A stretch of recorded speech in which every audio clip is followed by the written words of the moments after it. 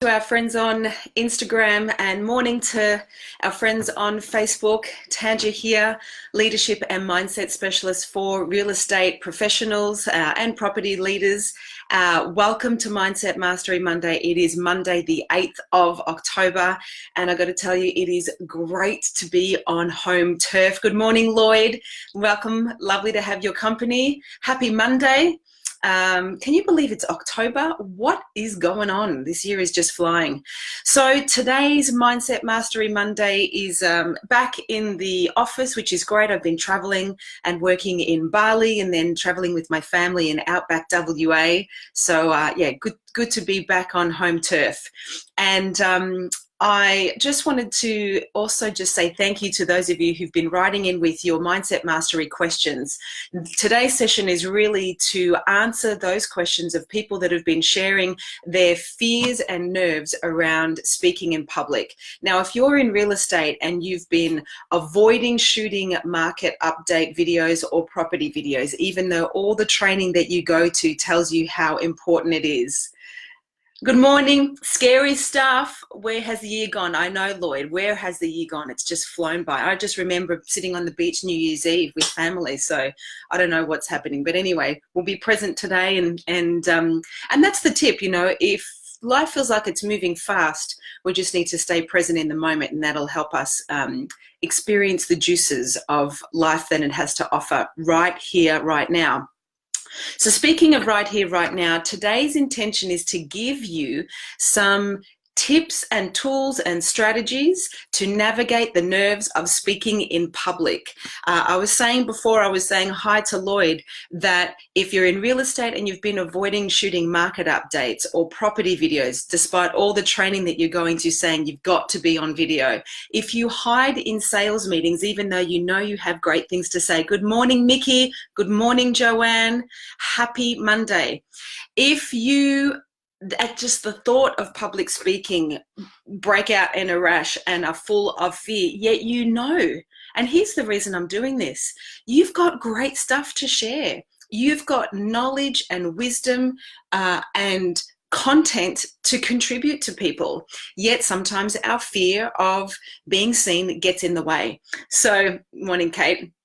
So today, hey Kate, today I'm going to share with you the 7 reasons why we are afraid to speak in public, because did you know that people would rather be in the coffin than deliver the eulogy? We would rather be dead than actually be seen and speak in front of people. Morning, Grant, great to see you here.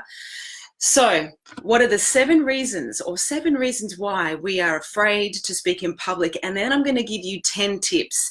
As I said, if you're in real estate and you want to have a breakthrough in sharing market update videos, g'day Duke.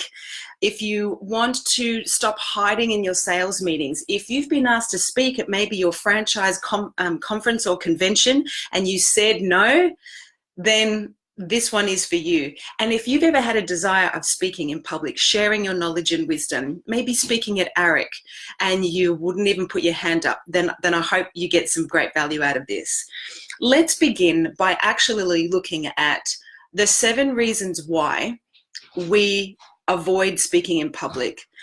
And I invite you to write these down, because I really would love you to do a personal audit of which one do you think is your Achilles heel? Which one do you think is the thing that is stopping you the most?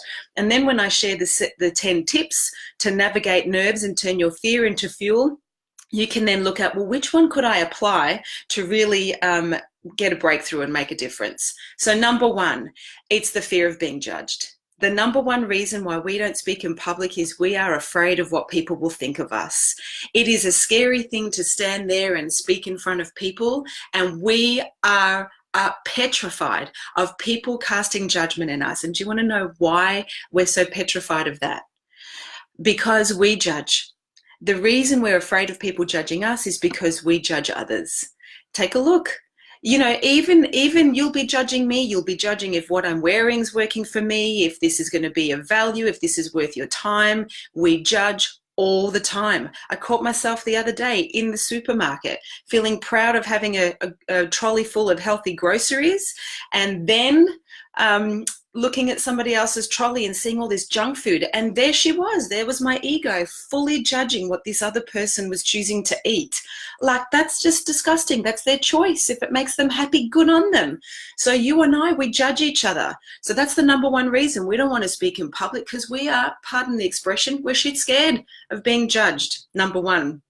Dukes, you need a podcast. Can you record this and get it out? Yes, there's always a podcast, Duke. So if you DM me, I'll make sure you get on our database, and you can get sent this content in your email every week, and you can listen to it. So, but thanks for the tip. I appreciate it. The second reason why we avoid speaking in public is the fear of being rejected. So if number one is the fear of being judged, number two is the fear of being rejected.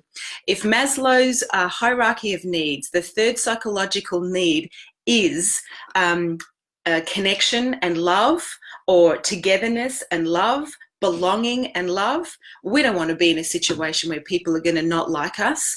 It's way too scary to be rejected. So we do not put ourselves in situations where we are going to be rejected. That's the second reason. The third reason we don't speak in public is, this is pretty much a no-brainer, the fear of failure. But isn't, because, you know, if you're speaking in public and you've never done it before, you're going to fail in public. And I've done a video and a podcast, Duke, on this. I failed in front of 600 people within 30 seconds of speaking and did not recover at all. It sucked. I sucked. So the only way through is through, and the only way to learn the craft is by doing it. So the fear of failure will definitely get in the way. And why we're afraid to fail is because that'll be confirmation that we're just not good enough. We're not good enough at this, so we're not going to do it. And as a peak performance coach, I hear people say a lot, I'm just not confident to do that, Tanjj. I'm not confident to speak in public. Well, there's 5 steps to confidence. You're putting pressure on yourself to be masterful at something you haven't even built competency in yet. And unfortunately, with public speaking, the only way to build competency is in front of the public. So, you know, it's tricky, but, you know, we'll talk about some tips on how to navigate that. Number 4, the reason we avoid it, it's uncomfortable. I believe we've become a society of swipe. We hide behind our screens and our thumbs and our keyboards, and we, you know, it blows my mind. Teenagers today, they're having relationships with people at school via their phone. They go to the same school. They are communicating on their phone, and they've never spoken in person. It's common. So it's uncomfortable for people now to be human to human, eyeball to eyeball, soul to soul, belly to belly. So, you know, it's tricky. So we've got to get comfortable with being uncomfortable. Number 5, one of the other reasons why we avoid speaking in public is we don't own our mastery, and we don't own our value, and we don't own our worth, and we think we're a fraud. It's not conscious, it's a subconscious thing. So if we don't think we've got anything valuable to say or contribute, then we won't take the privilege of the platform and share ourselves at all. So that's another reason why we avoid it.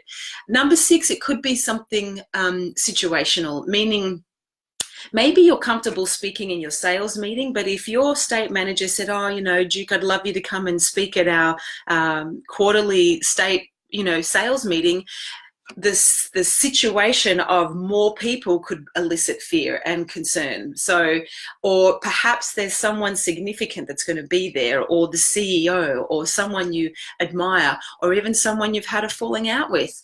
I've had to navigate speaking at an event, and someone was there that, you know, we had a falling out, and I could definitely feel my human self, my nerves, and my insecurity of, oh, what would that person think of me? And my fear kicked in. It's normal. Good morning, Mickey. Good morning, Grant, and good morning, Scott.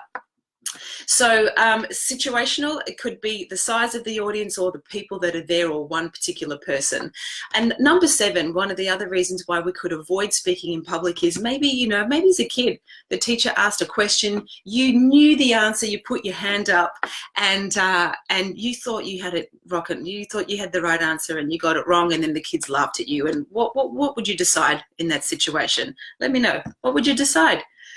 What's normal is never, ever do that again. That's way too risky. I'm not doing that. So That's another thing. So they're the 7 reasons why we avoid speaking in public.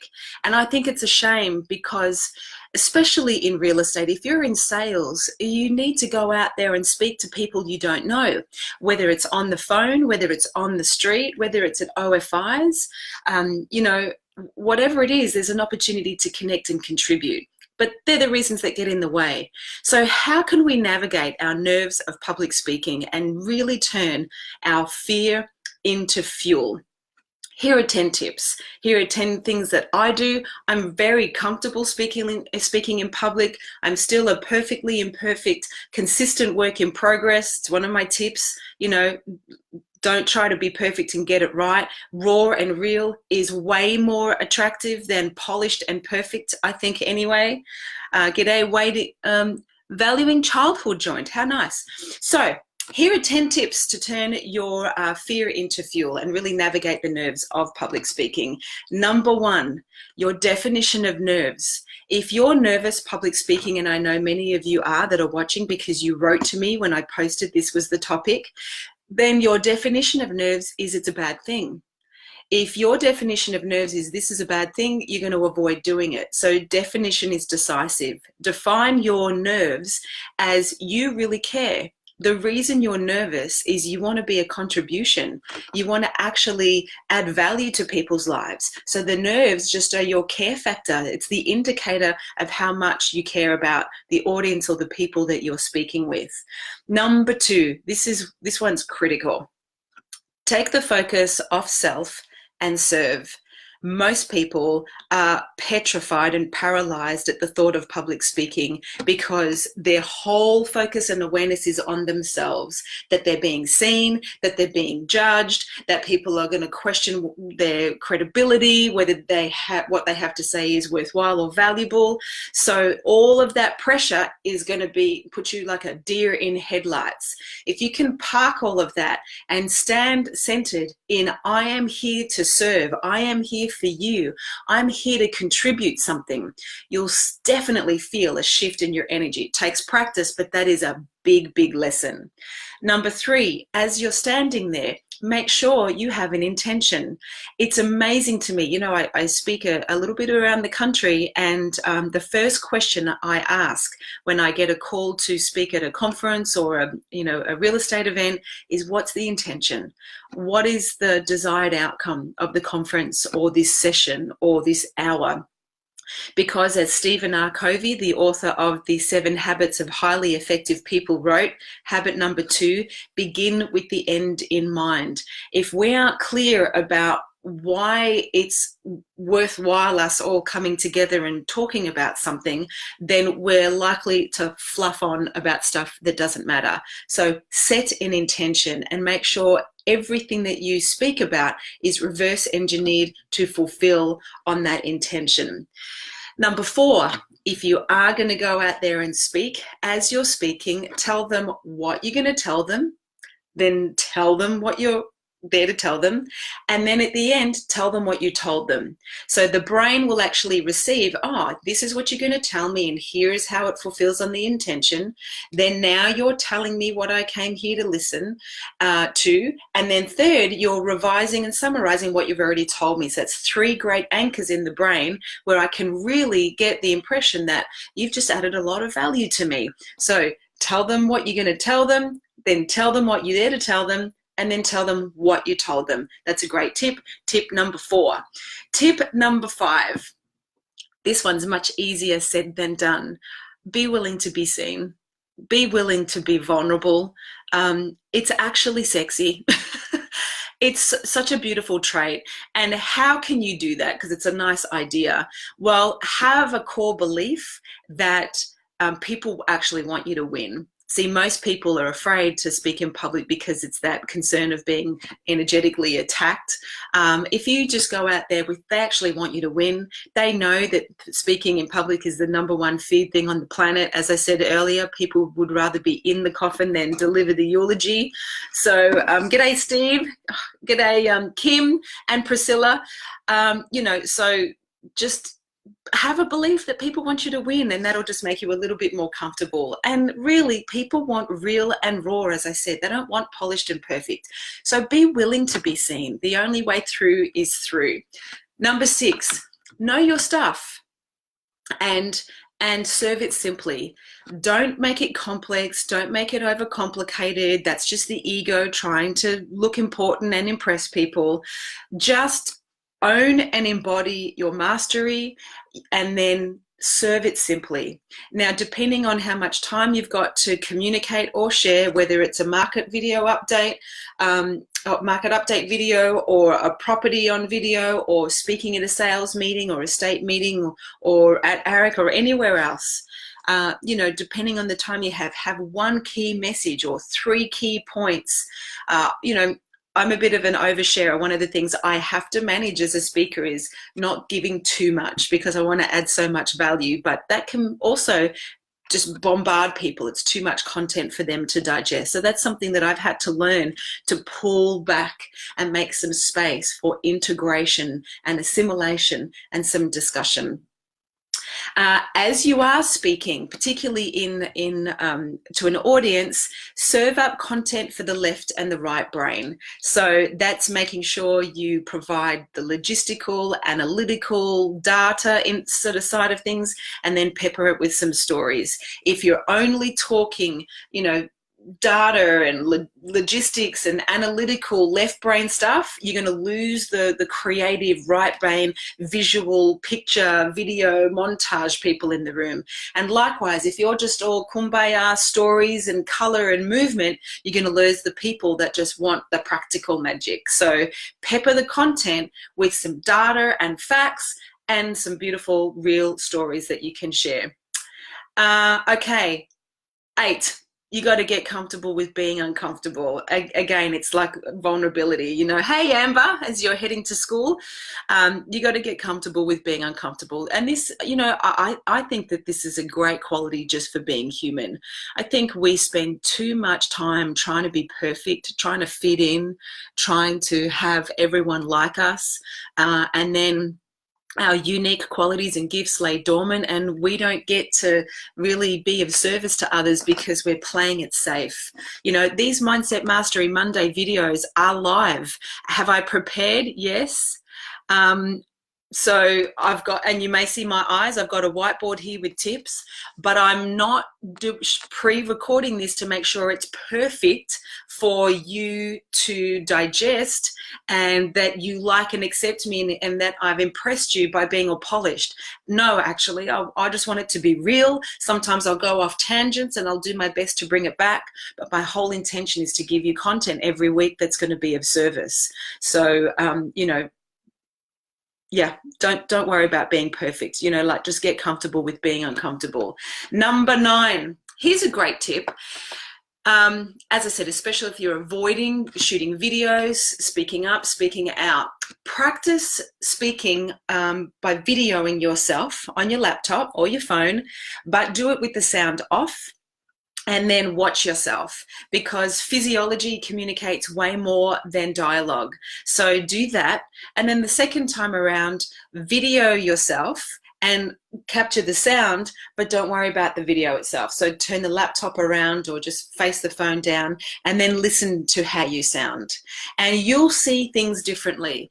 And then do it again and watch both. So video yourself with no sound, record yourself, and don't worry about the video, and then do it together, and you'll see things.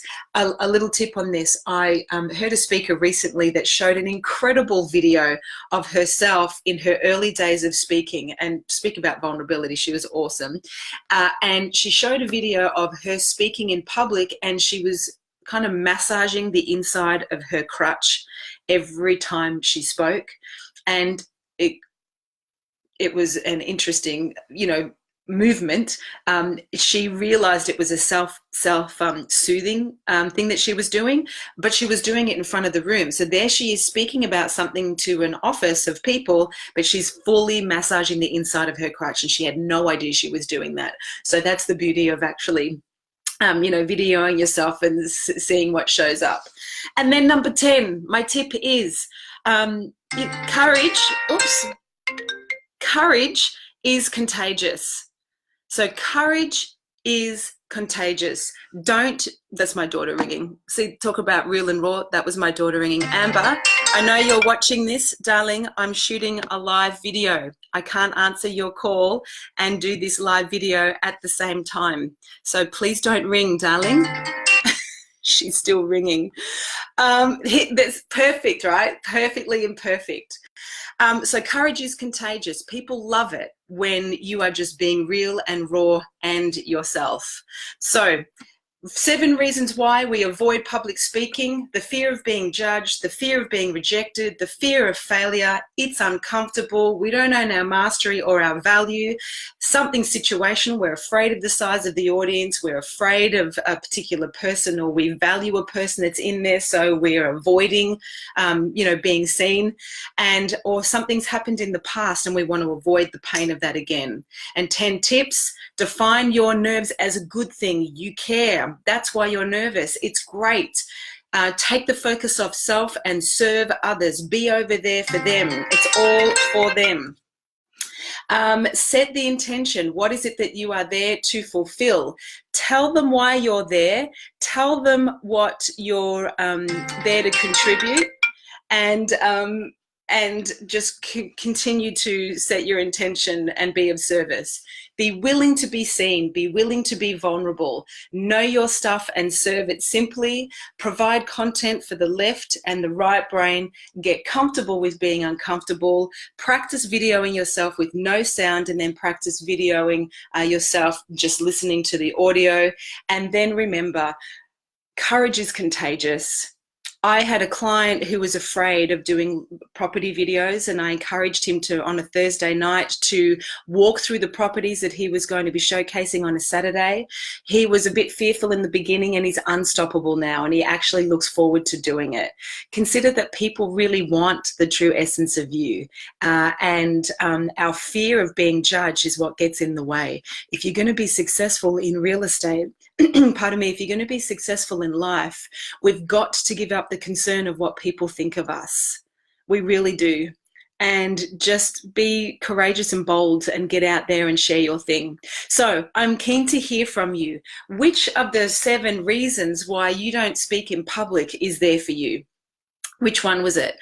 And which tip do you think, if you applied today, would make the greatest difference? I'd really love to know. If you also have a friend or a colleague that you think would really value and appreciate this content, then please tag them or share this with them. And if you have a particular question around anything on mastering your mindset or really leading your people to achieve success in the least amount of time, please DM me. If you have a question about those 2 particular things, I'd love to be of service. The whole intention of this is to give you free peak performance coaching so you can achieve your goals in the least amount of time. So I really hope you found this valuable and of service, and I look forward to your company for Mindset Mastery Monday, next Monday. Until then, have an amazing week. Go out and be a perfectly imperfect, consistent work in progress. And Amber, if you're watching, I'll call you now so you can know where your scarf is. Have a beautiful day and week, guys.